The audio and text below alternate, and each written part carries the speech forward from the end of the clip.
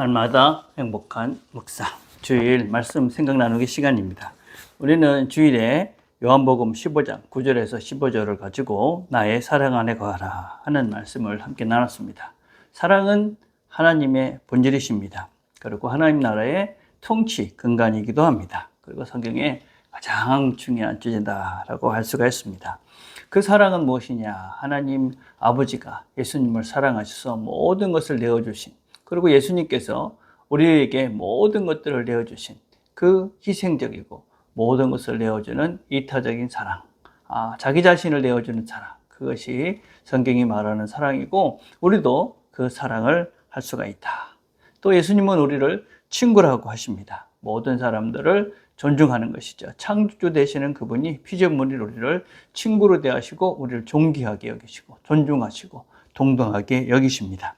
그래서 우리는 그런 마음으로 서로 사랑할 때 기쁨을 누리게 됩니다. 그 기쁨은 믿음에서부터 시작된다. 그런 말씀을 우리가 함께 나눴습니다. 자, 생각나도 1번입니다.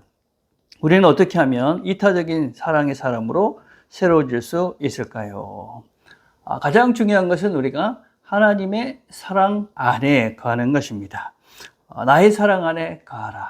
주님이 그렇게 말씀하신 것은 우리가 그 사랑 안에 거할 수 있는 존재들이기 때문에 그렇습니다. 하나님의 사랑이 우리를 살피고 보살피고 보호하고 있다. 그래서 우리가 늘 그 하나님의 사랑을 기억하면서 의식적으로 우리가 하나님의 그런 그 사랑을 기준으로 선택하고 그 기준으로 삶을 살아가는 훈련들을 해가는 것이 대단히 중요하다. 하나님의 사랑이 우리 안에 있다라는 것을 기억하고 그것으로 먼저 사는 것입니다. 두 번째는 예수 안에 있다는 것은 곧 성령님이 우리 안에 있다라는 것입니다. 성령은 곧 사랑이고 성령의 열매는 곧 사랑입니다. 그래서 우리 안에 늘 성령님을 의지하면서 성령님께서 우리 안에서 충만하게 일할 수 있도록 우리 안에 성령을 부르시면서 그 성령이신 하나님과 함께 보내는 것이, 그 성령님을 늘 의지하고 사는 것이 중요하다라고 할 수 있습니다. 세 번째는 실천적인 훈련입니다. 작은 섬김을 통한 연습을 하는 것입니다.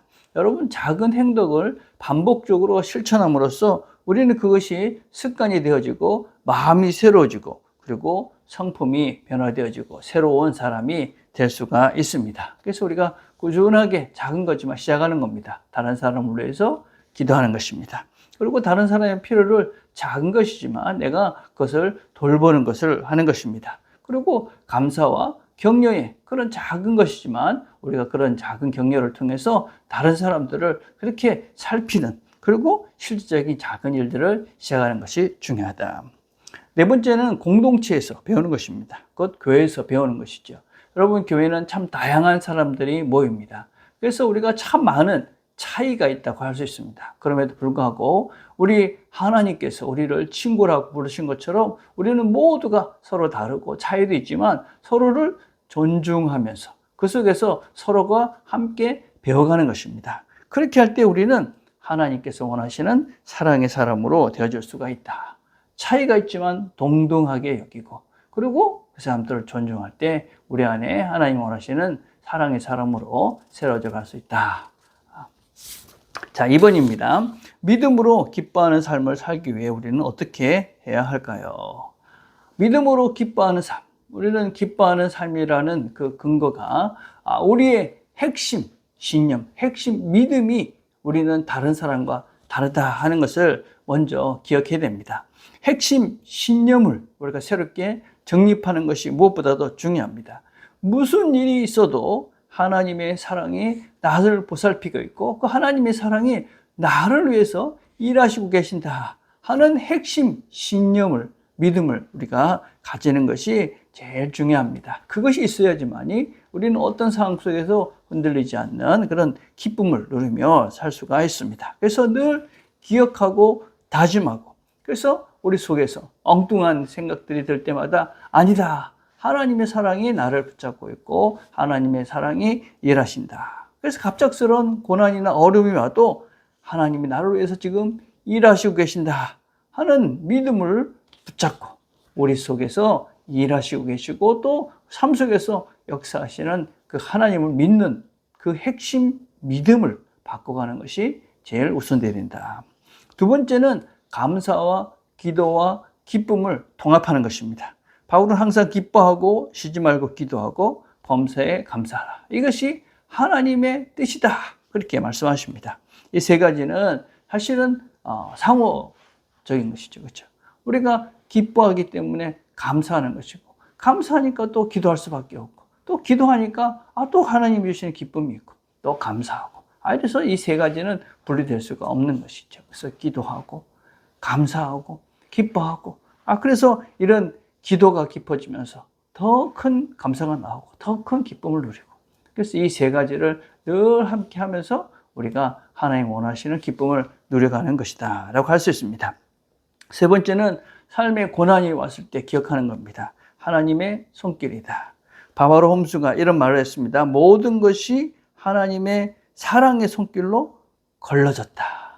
우리의 삶은 하나님의 손길로 걸러진 상태로 우리가 사라져 가고 있는 것입니다. 그래서 우리가 하나님의 손길이 여전히 내 삶 속에 있다. 그걸 기억하고 그것을 기억하면서 하나님의 사랑을 다시 한번 믿음을 확인해 가는 것이죠. 네 번째는 의도적으로 영적 운동을 하는 것입니다.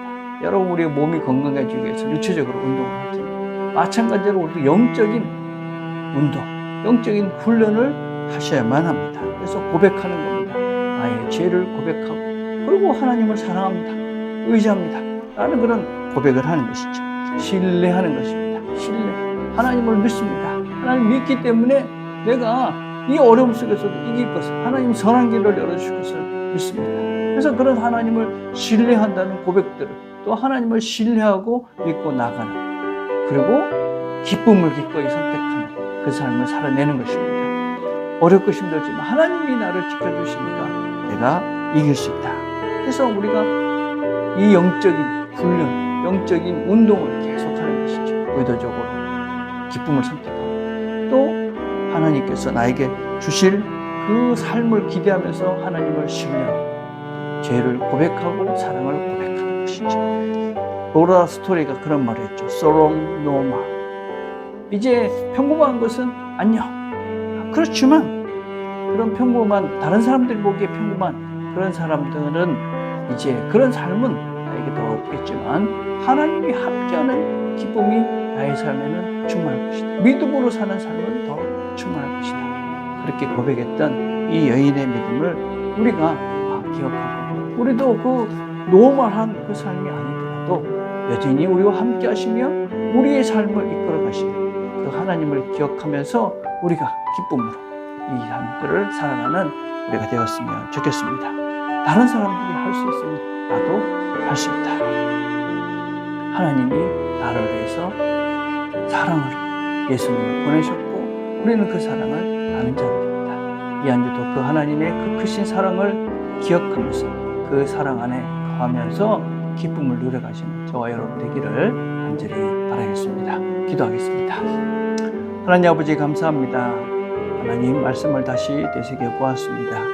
우리가 하나님의 사랑 안에 거함을 우리가 늘 기억하고, 어떤 환경, 형편 속에서도 그 사랑을 기억하고 그 사랑으로 모든 것들을 이겨내며 기꺼이 하나님 때문에 기쁨을 선택할 수 있는 우리 모두가 되도록 은혜를 베풀어 주시옵소서. 예수님의 이름으로 기도드립니다. 아멘.